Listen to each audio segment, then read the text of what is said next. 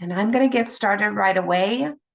I'm going to maybe give it one more minute, but I'm going to start introducing myself so that we um, are sure to cover all of this. This is a supplemental lunch with life course. There is also a Healthy Living Live that will be housed on our FRNO site that was done last week and goes a little bit more deeply with the whole concept of healthy living and how that applies to our support for individuals with developmental disabilities, as well as ourselves, as we think about that space of care for the supporter, whether that is the direct caregiver, whether that's a teaching team. I think we all are very cognizant in 2023 of needing support in our own healthy living journey. So I am Celia Schlomer. I am housed down at the University of Cincinnati at Children's Hospital in Southwest Ohio, but I am part of a great team at the Nysonger Center and Family Resource Network of Ohio and work with families around Charting the Life Course. I'm a Charting the Life Course ambassador and coach and have been part of this work since 2015. You have my email there on our website if you want to know more, if you want to reach me after this presentation. I always begin these presentations with sharing a little bit in some capacity about how I ended up here. And this is my why. I am a sibling, I am an aunt, I'm a parent, and I'm a sister-in-law to individuals with developmental disability who each have their own amazing story of live, love, work, play, and pursuing their life aspirations in their community. And you'll hear smitterings of those in other places. And I'll share some of them here too. As I mentioned, I'm also part of the Ohio Family Resource Network of Ohio team. I'm joined here today by Tracy Mans, who is the Family Resource Network of Ohio project manager. And she is supported also by Erica Young, who is the Family Resource Network of Ohio coordinator. So Erica and Tracy help us make these things happen. So I always want to take a minute to thank them and be sure that they are acknowledged for the great work that they do. Charting the Life Course trainings in Ohio are made possible through the Ohio Department of Developmental Disabilities, through the Board of Education now too, and the Ohio Family Resource Network of Ohio. And it is the Ohio Department of Education and Workforce now. And I apologize for that logo not being on there. I'll have to update that slide. We are part of greater work that is done by the National Community of Practice, supporting families. Charting the Life Course was developed by and for people with disabilities and their families by the National Community of Practice, which is hosted and supported in that work by the National Association of State Directors of Developmental Disability Services and the University of Missouri, UMKC, and their Institute for Human Development. And that's where all of this work came from and is supported. And that is now known, space is now known as the Charting the Life Course Nexus. You can access all their great work by going to lifecoursetools.com, and you'll get that reminder of that website later on, and it will be added to the chat. But we're just really grateful for the great work that's been done for a lengthy period of time that supports all of this work. Whenever we gather around Charting the Life Course, I always want folks to remember that there are some guiding principles and a core belief that keep us on the right trajectory for this work and the right thinking. And in this space where we're going to talk about healthy living, I just want to quickly put them into context, which is that, all of us need to be aware of how our health is impacted by our day-to-day life. Families of individuals with disabilities are also, it is shown statistically that our health is impacted by this journey that we're on. And when we talk about all people in the space of Charting the Life Course, we're talking about those with services, those without, those who are supported, and those who are choosing to live life on their own without the supports or those services, but utilizing other ways to support themselves through life.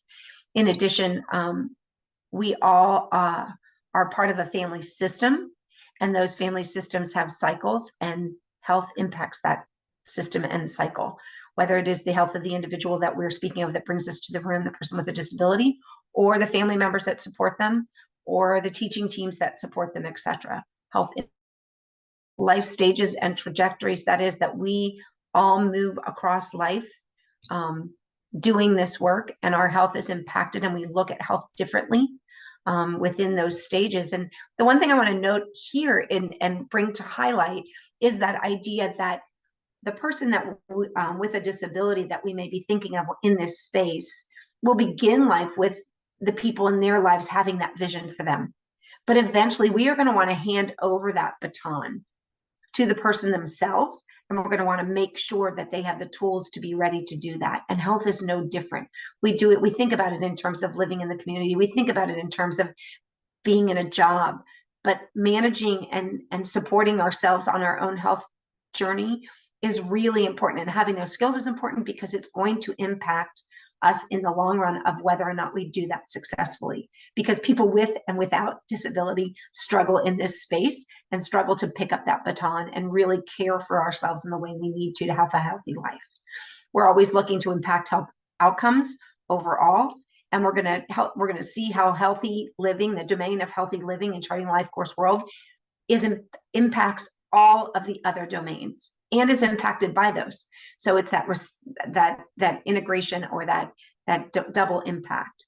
We're going to look at how we can use the 3 buckets to support ourselves better, to know where to look or where to go, to look for folks that have been on that path before us, and what goods and services might be attached, and how to integrate our supports to not just rely on systems and that eligibility system, but to instead look at all 5 points of that star, to know our own personal strengths, our relationships, how we can utilize technology, and how we can access what's available to everybody in the community.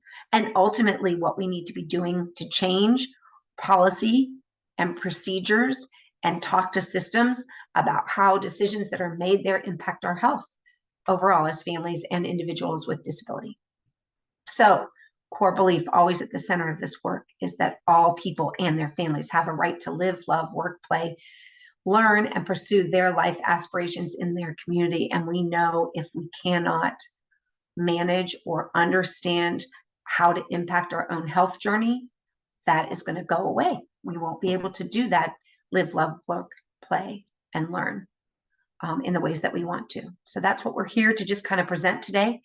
I want to remind you that Charting the Life Course Lunch with Life Course space is really designed to give you kind of just a grassroots, how to find the tool, how to use the tool, questions to ask yourself.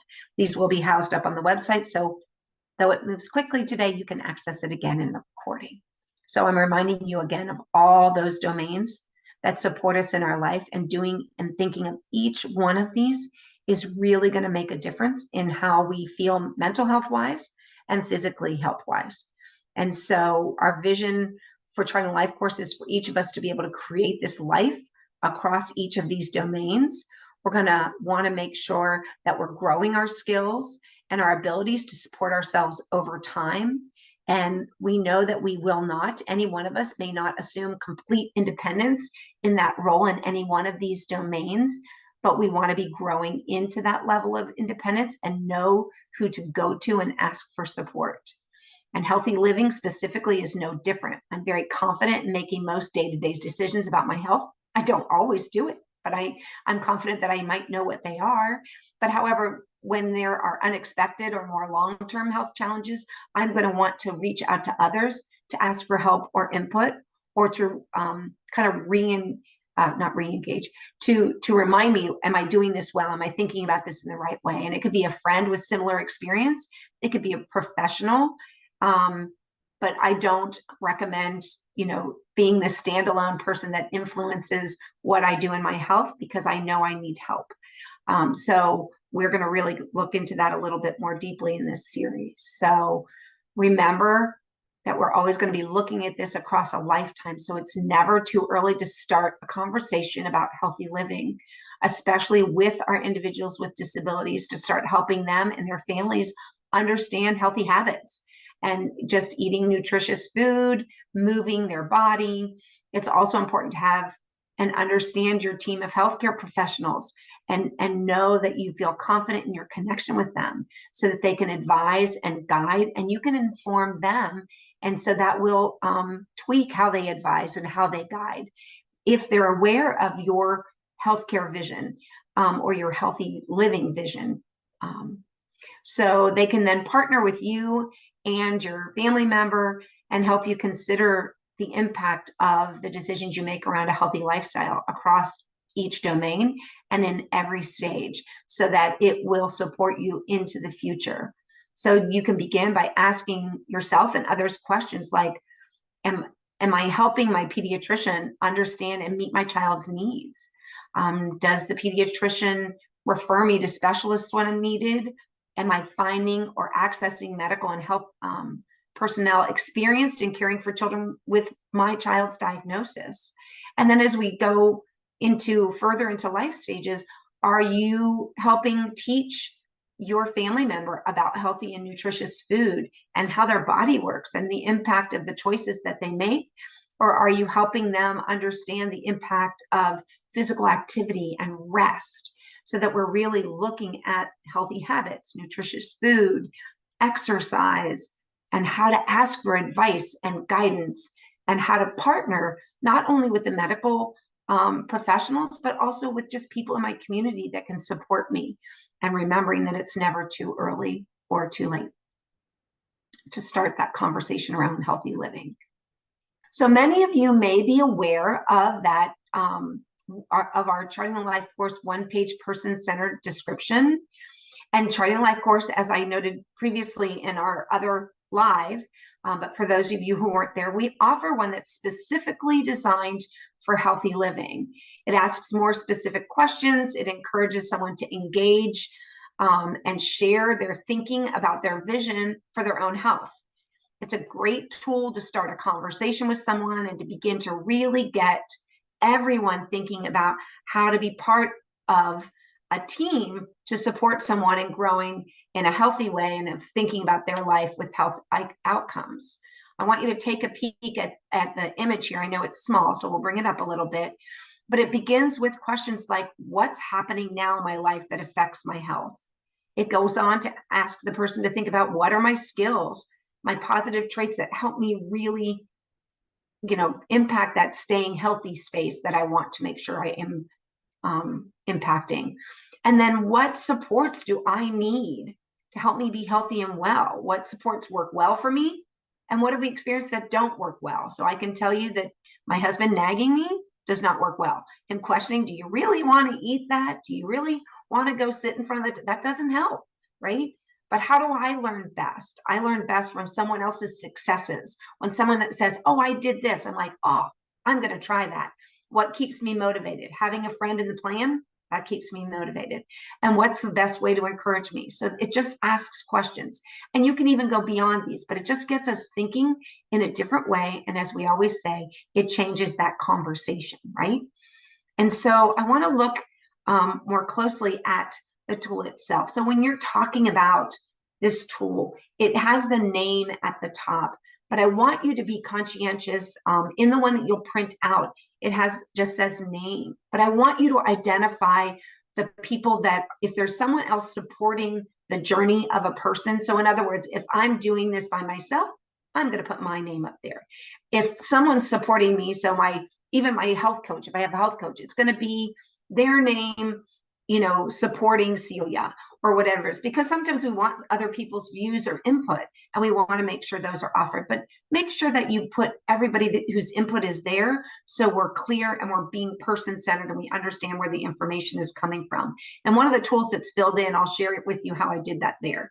So as we move forward, what's happening in my life, we're going to consider anything from unhealthy relationships, lack of control, traumatic events that might be happening that are really impacting health at this time.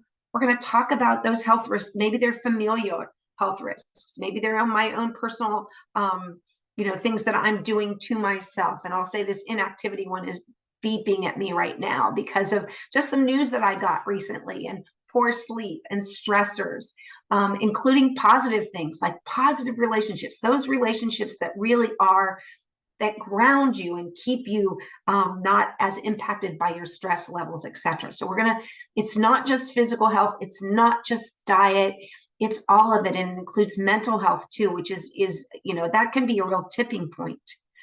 When you look at that, what are my skills and positive traits? really get to those strength-based statements that are identifying who I am and those traits that I have and not what I do, right? And so finding things, so if I'm a person that I exercise, I have resiliency and stick-to-itiveness that allows me to create a routine. That's a real strength.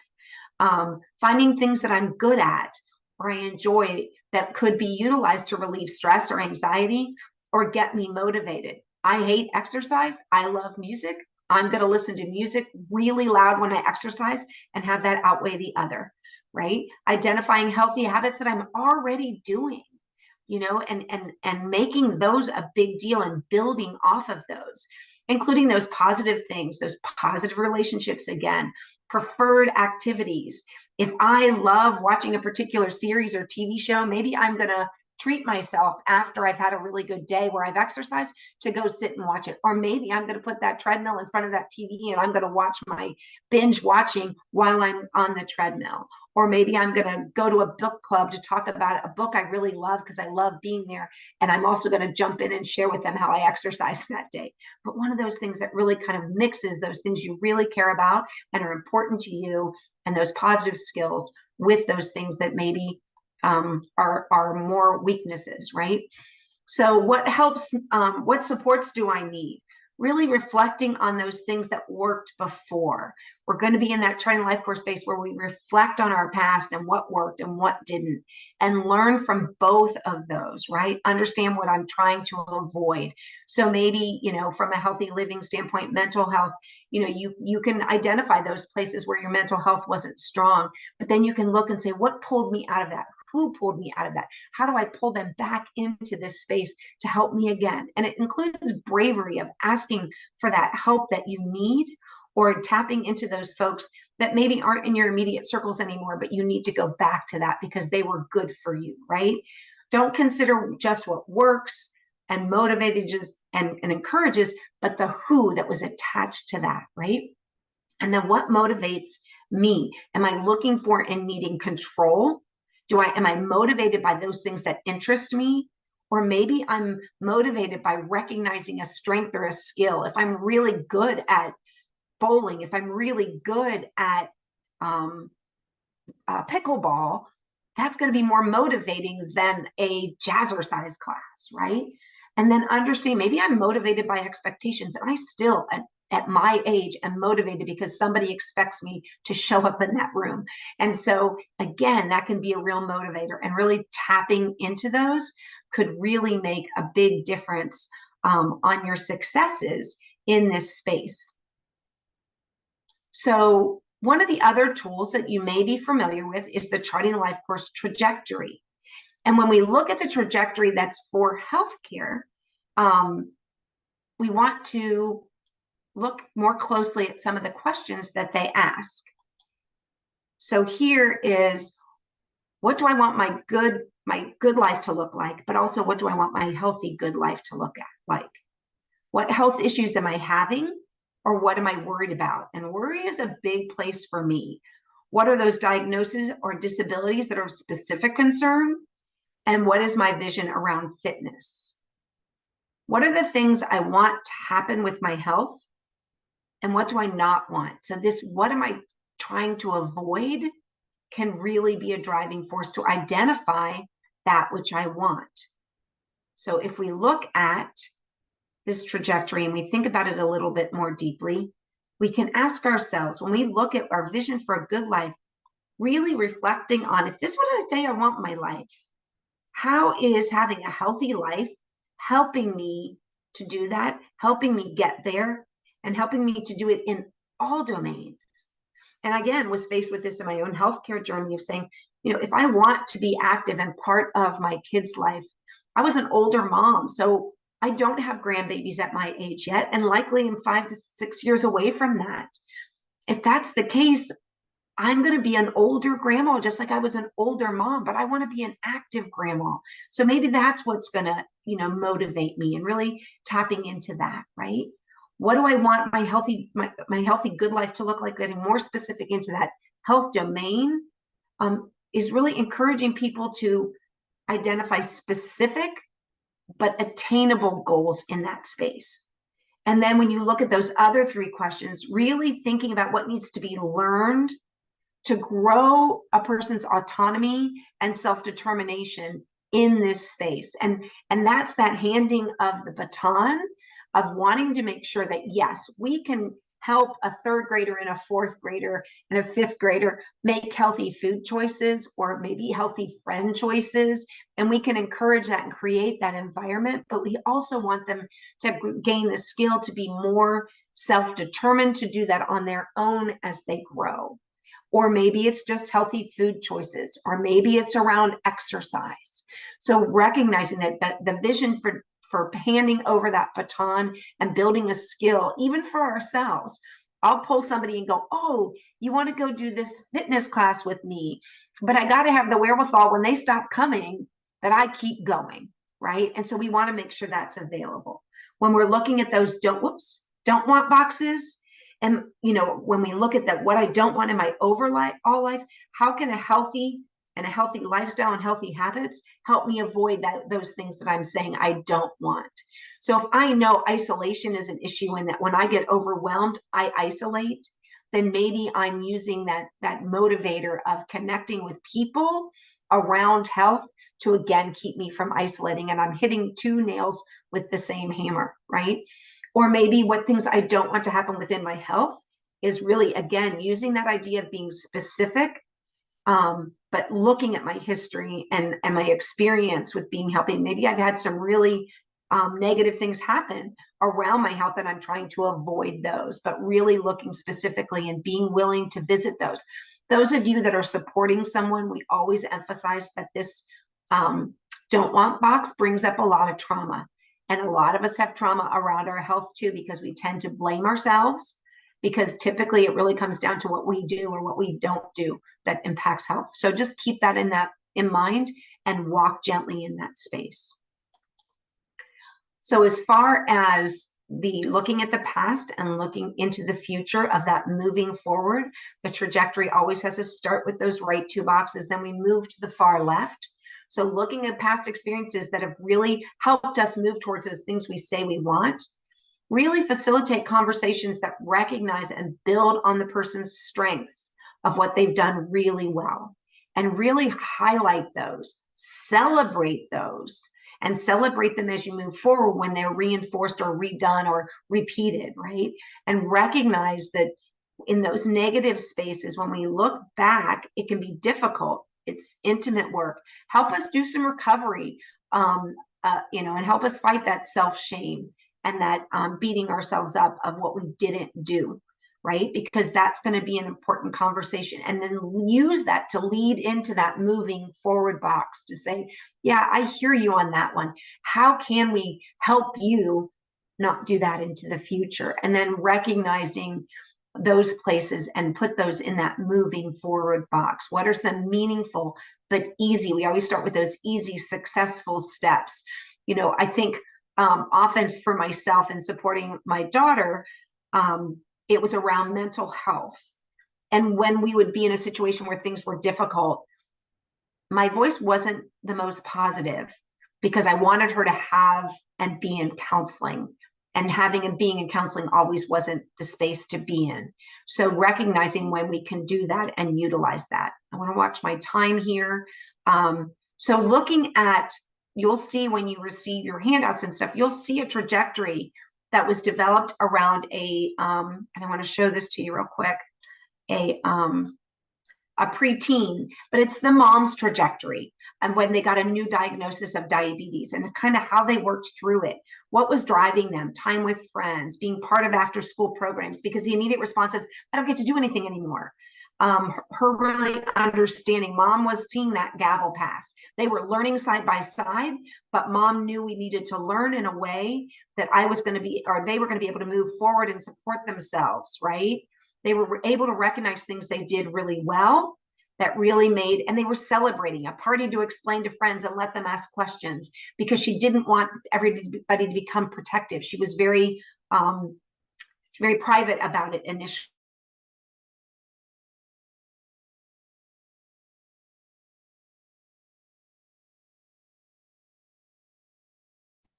She froze. Kind of took time in each one of these spaces to better understand their journey from this standpoint of a new diagnosis. And I loved about it is they're learning side by side before, but they always had that vision for that gavel to be passed. And that's a great place to be in, and a great strength-based place to be in. The last tool of the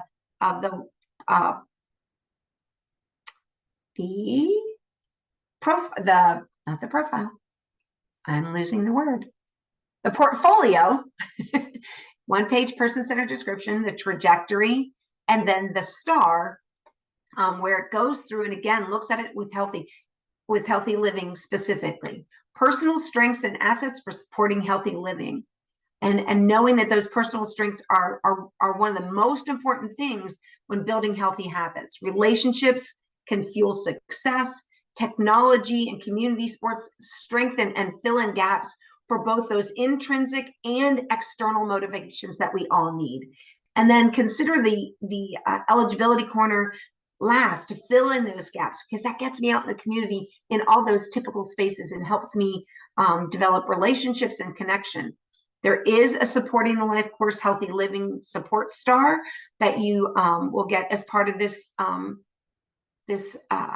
webinar, and it gives great ideas on where to begin and how to start this journey, things you can think about connecting with and putting into your day-to-day living. So please take the time to look at that.